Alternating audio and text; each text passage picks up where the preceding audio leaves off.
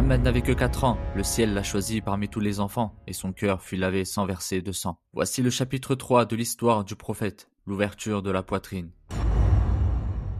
Mohammed vivait encore chez sa nourrice Halima, il avait environ 4 ans.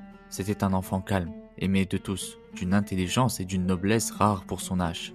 Il jouait souvent avec ses frères et sœurs de lait, dans le désert, autour des tentes, sous le ciel ouvert. Un jour, alors qu'il jouait derrière la maison avec son frère de lait, quelque chose d'inattendu se produisit. 2 hommes sont apparus, habillés de blanc, le visage lumineux. Ils s'approchèrent doucement de Mohammed, puis l'un d'entre eux le prit avec délicatesse, l'allongea sur le sol et lui ouvrit la poitrine. Pas une seule goutte de sang ne coula, pas un seul cri ne fut entendu. L'ange Djibril alayhi salam venait d'arriver. Il avait une mission divine. Il prit le cœur de Mohammed et retira un petit caillou noir et dit « Ceci est la part du shaitan, non toi ». Puis il plaça le cœur dans un récipient en or, rempli d'eau de Zemzem, et il le lava avec soin, purifiant ce cœur déjà pur, nettoyant toute trace du mal, le préparant à la plus grande mission de l'histoire. Quand l'opération fut terminée, ils replacèrent le cœur à sa place, refermèrent la poitrine, comme si rien ne s'était passé.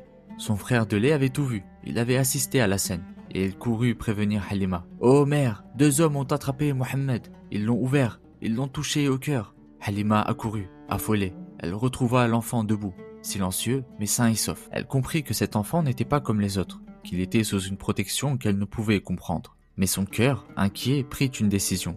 Elle ramena Mohammed à la Mecque, plus tôt que prévu, et le rendit à sa mère Amina. Cet événement n'était pas un mythe, ni un symbole, c'était réel.